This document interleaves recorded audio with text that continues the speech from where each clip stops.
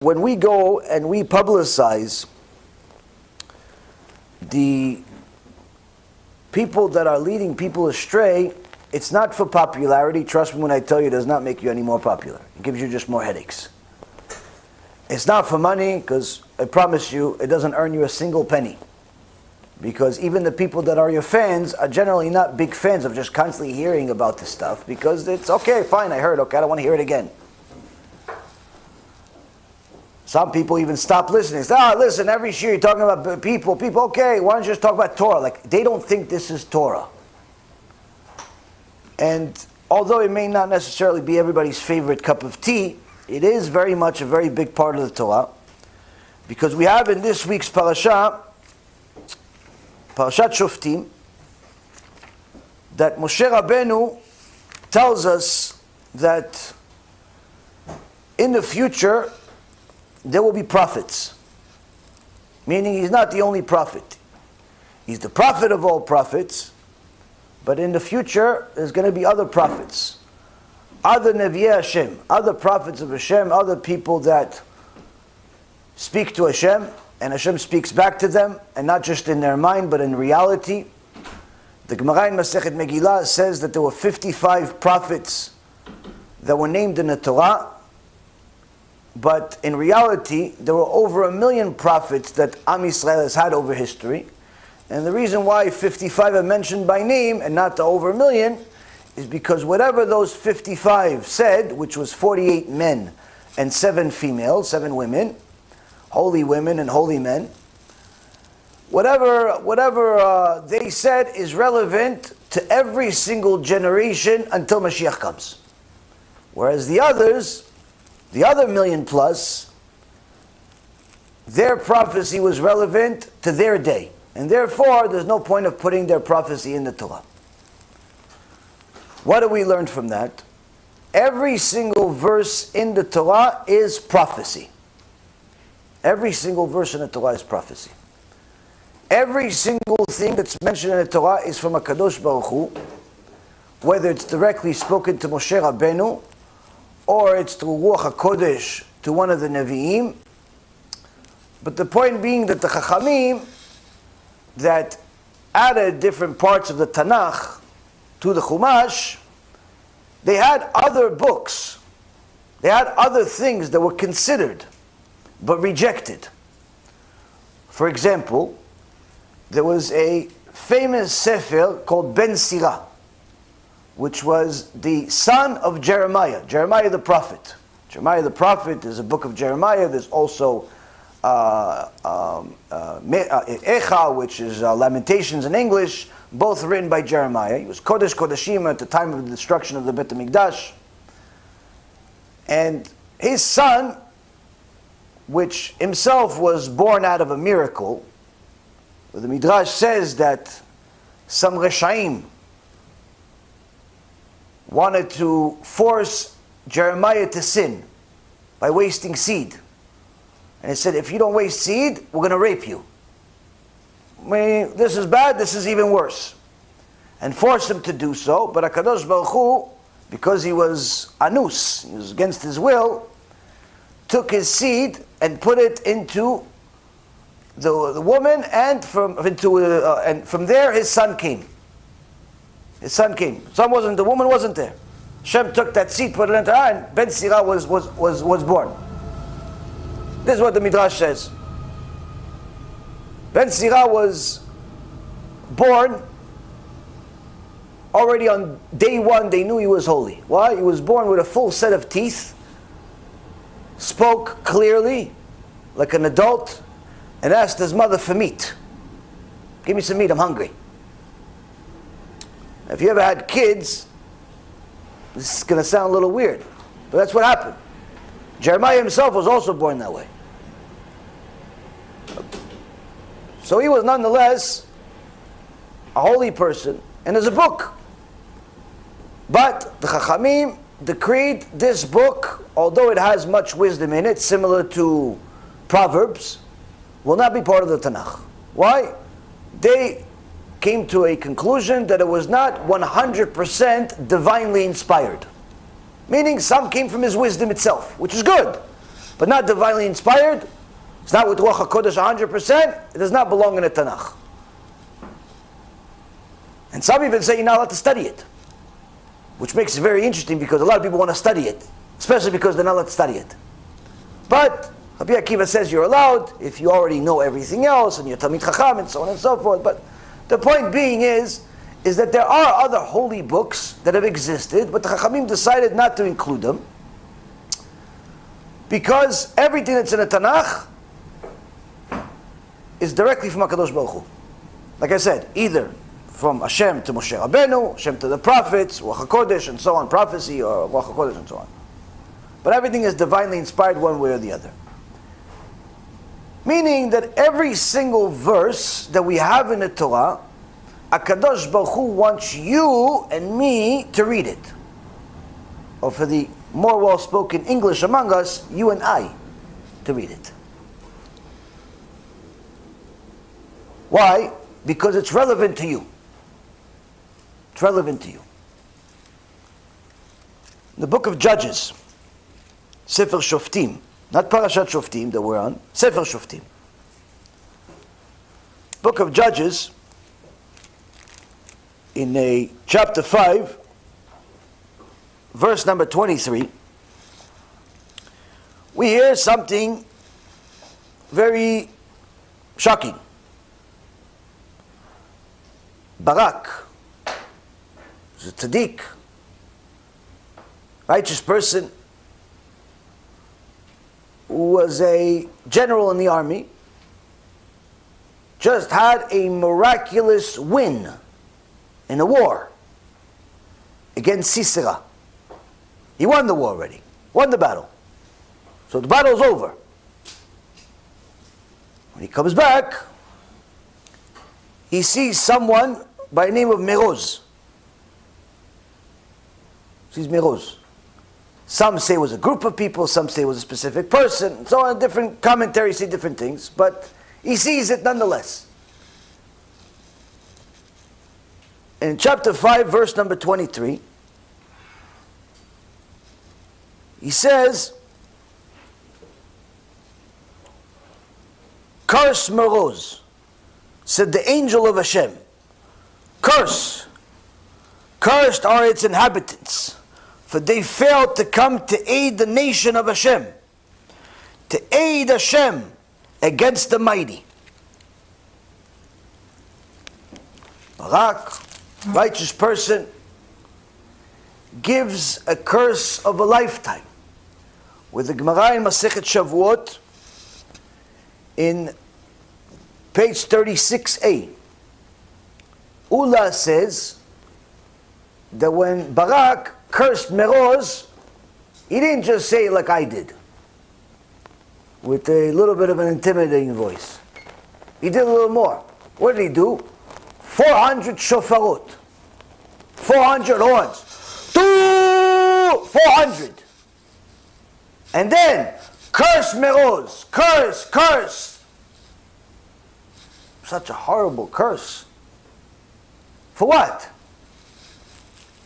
You did not come to help us in the war of Hashem when you could. Yeah, but Barak, you won the war anyway. When UK didn't come, you won. It's over.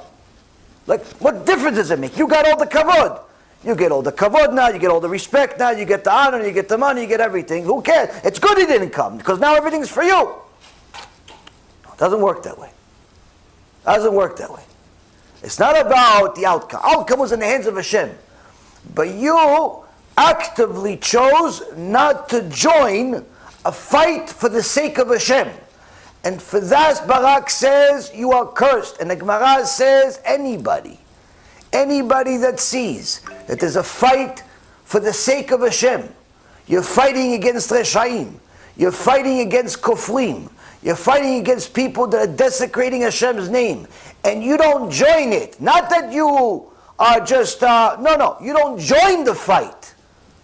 The Gemara says, cursed is such a person. Cursed is such a person. Why? You had the ability to fight for the sake of Hashem, and you didn't do it. You're a speaker, people listen to you, You know about the problem, you agree with the problem, but you chose to stay quiet. Why? I don't like to get involved in machloket. What machloket? What machloket? The guy's a rasha, and he's causing people to sin. That's not a machloket. A machloket is usually when both sides are right. But when one guy says that our avot kedoshim, our holy sages, our holy patriarchs have mental problems, or that there's no schar ve'onesh, there's no reward and punishment, or that the Shulchan Aruch needs to change, or that you should do drugs because he decides that it's allowed, and so on and so forth. You know everything he's doing or she's doing is wrong. It's causing people to go astray. But you're going to stay quiet, tatale. You're going to stay quiet, right? Because you don't want machloket. You don't want the negative attention. You want to teach something else. Barak says, you're cursed. What Barak? HaKadosh Baruch Hu says. Because HaKadosh Baruch Hu put this pasuk here. Not Barak. Barak, when he didn't know it's going to be in the Torah. When he said this, he didn't know he's going to be in a Tanakh.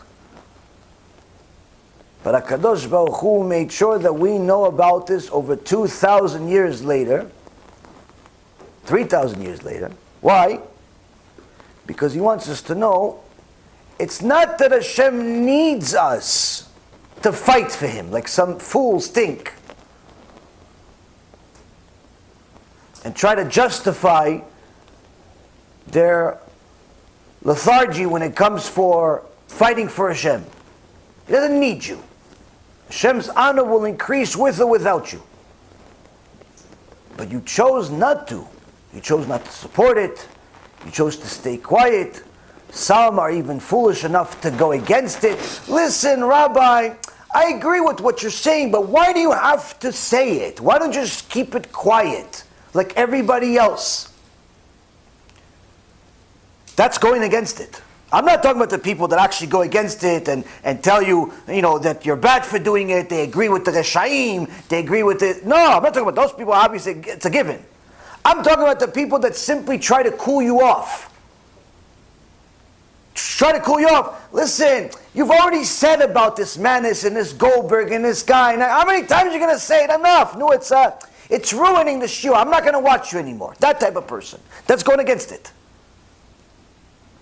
Such a person makes a statement like that, Barak has something to say to you. Why? Not only you didn't join the fight, but you're trying to slow the ones that are. It's already a mistake.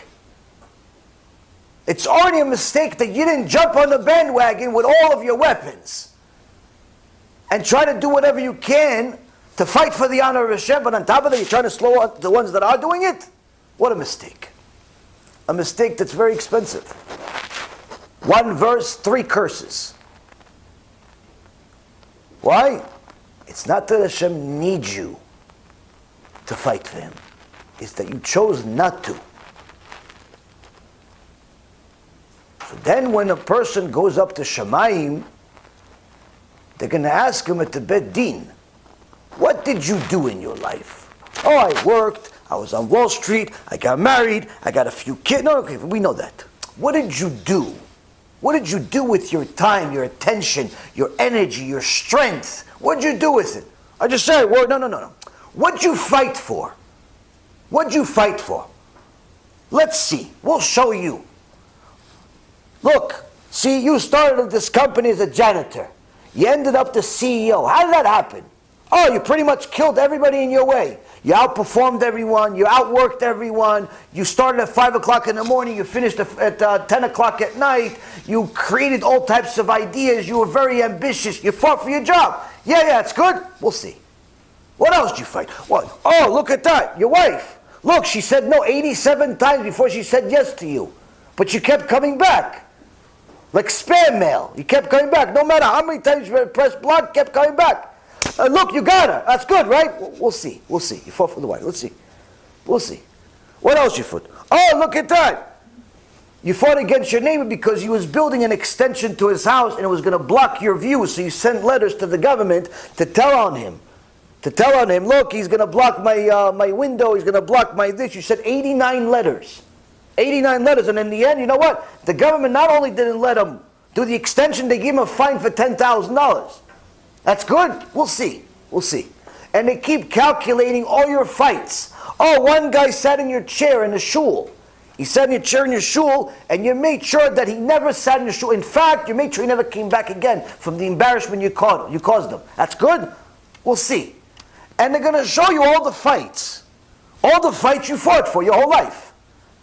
You fought for the chair, you fought for the parking spot, you fought for the job, you fought for the contract, you fought for the woman, you fought for the man, you fought for your friend, you fought for this. When did you fight for Hashem? Well, I don't think I ever did. Did you ever have an opportunity? Well, you know what? Before you had, let's show you. Oh, you saw that shield? You saw, you agreed with it? That's all, the Reshaim, you saw the proofs, you still stayed quiet. You didn't support. Actually, in fact, you fought against the people that are fighting by telling them not to fight. Because everyone should be united. The Reshaim and the Tzaddikim together. Everyone should be united.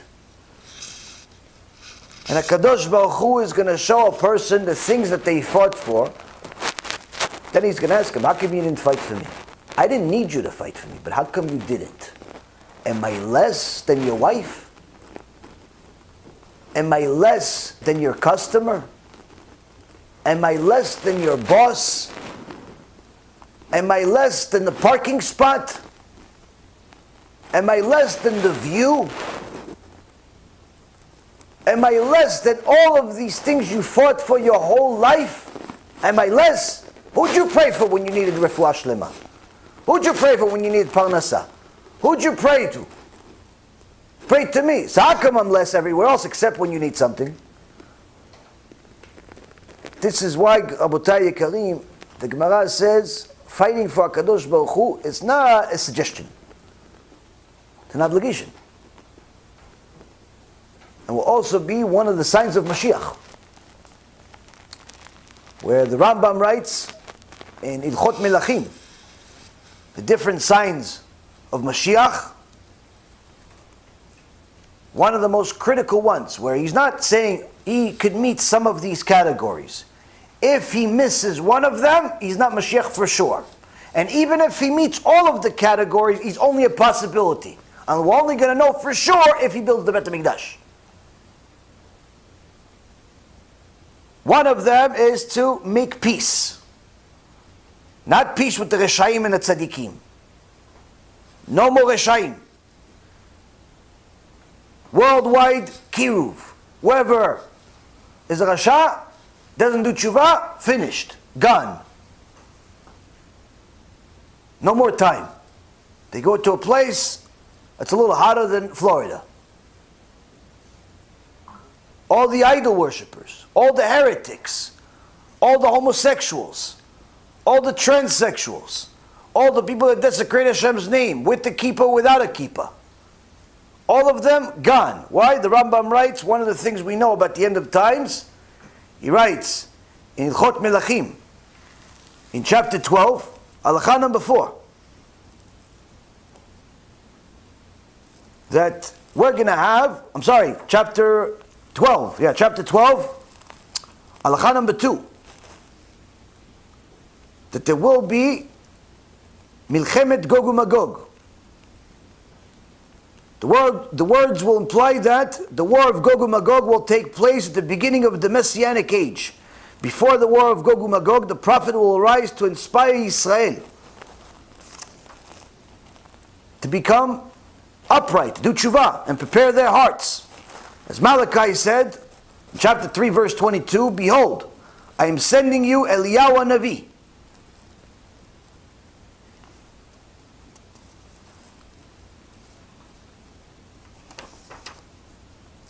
Now this Mashiach, what is he going to do?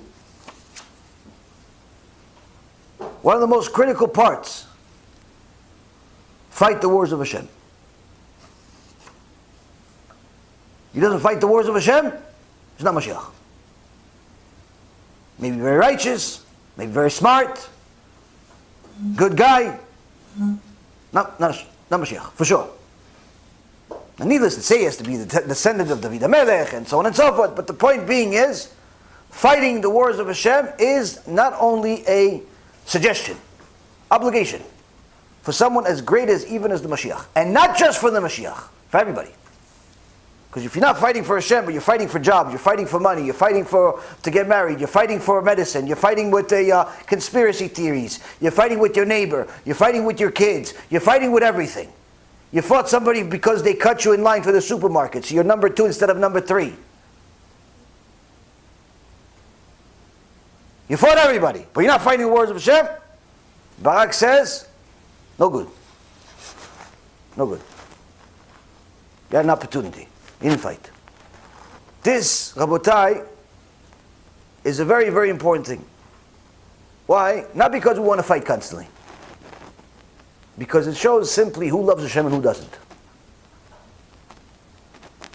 Who only fight for their own honor, their own pocket, their own reputation, their own agenda, and who fights for Hashem. Because you know that if somebody crossed you, made fun of you, you'd fight for it. You'd say something. 10 times a day people send me a message. Such and such person made fun of me. What should I do? Such and such person is saying Lashon Hara about me. What should I do? Such and such person wrote this about me. What should I do? You ask the same question about such and such person said something against Hashem. What should you do? How come you don't? How come it's only what you should do about you, but your reputation, or your job, your pocket? How come? Your kavod. How come not kavod shamayim? How come not the honor of heaven? How come? It's a problem. We don't fight for heaven. Why? We fight for ourselves. And the Navi here says, we have to change.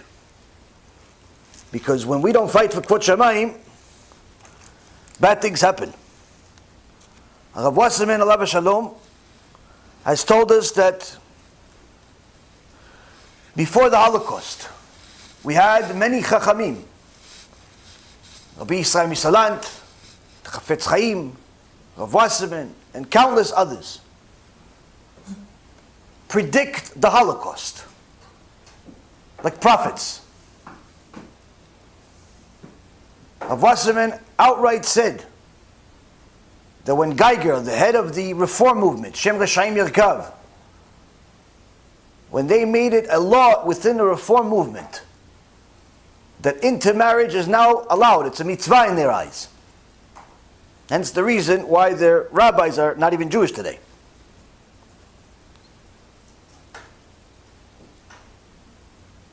He said when they changed the Shulchan Aruch, they change history. So much so that Rabbi Yisrael Misalant, almost 100 years before the Holocaust, says there will come a day where the Goyim will write their own Shulchan Aruch. And in their Shulchan Aruch, they're going to say that Jews are not allowed to marry Goyim. Opposite of the Reform.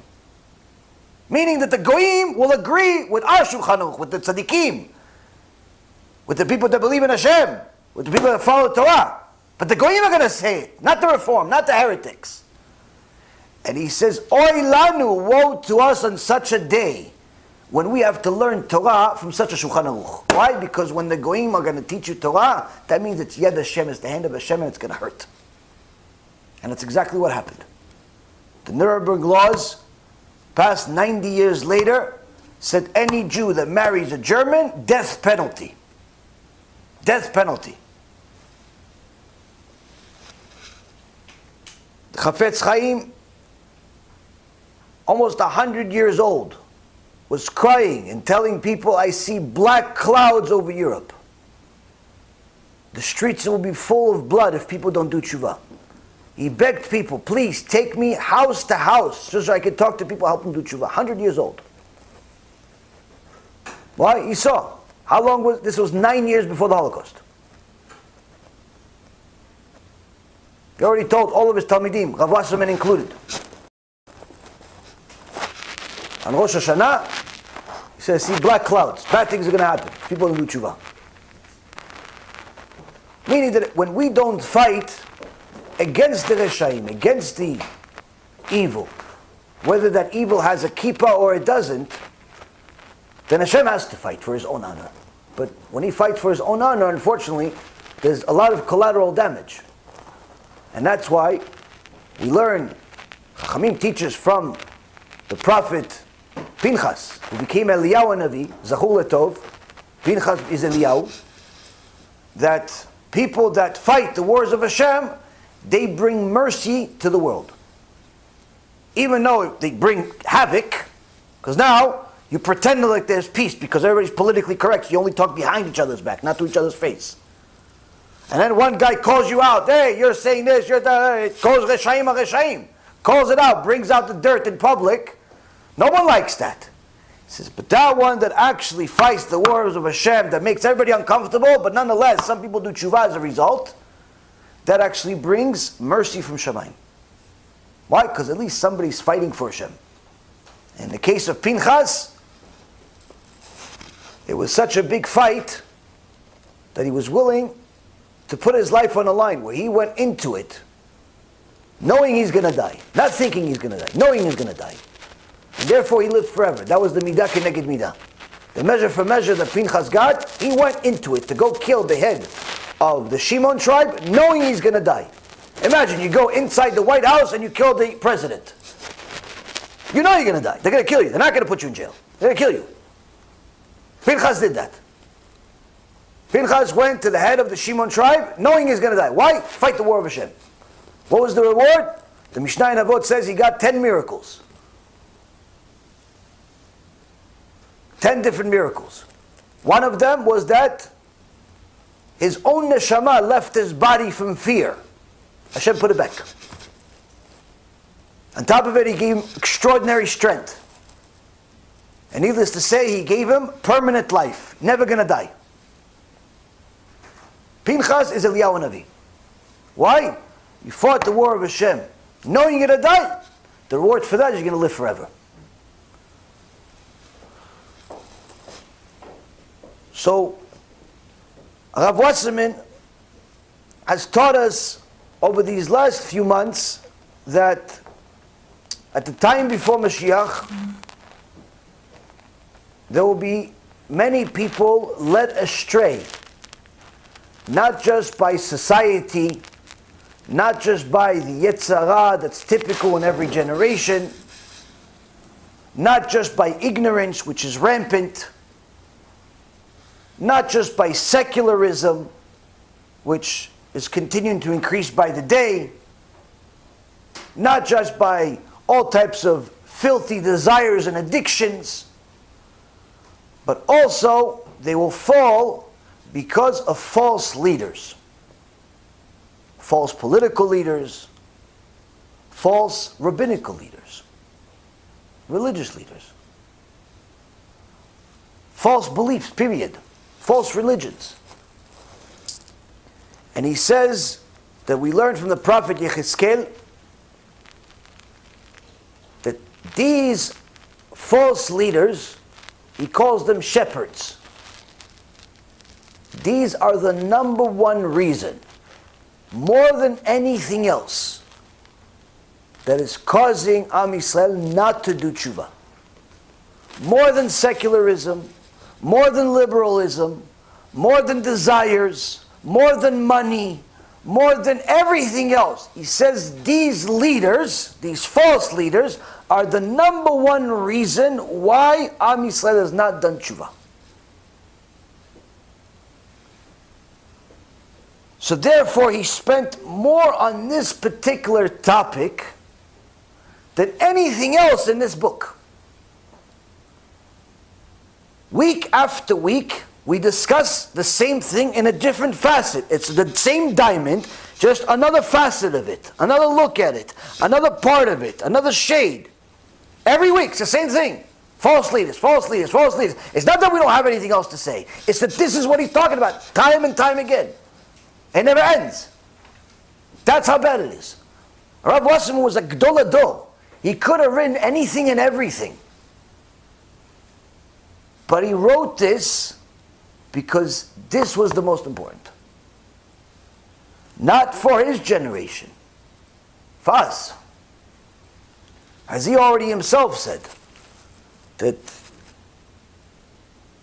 he believed that his actions and the righteous people's actions may save the Anglo-Saxon Jews in America and England, as they were taking him to be murdered in cold blood, these Nazis, Yimach Shimon v'Zichron.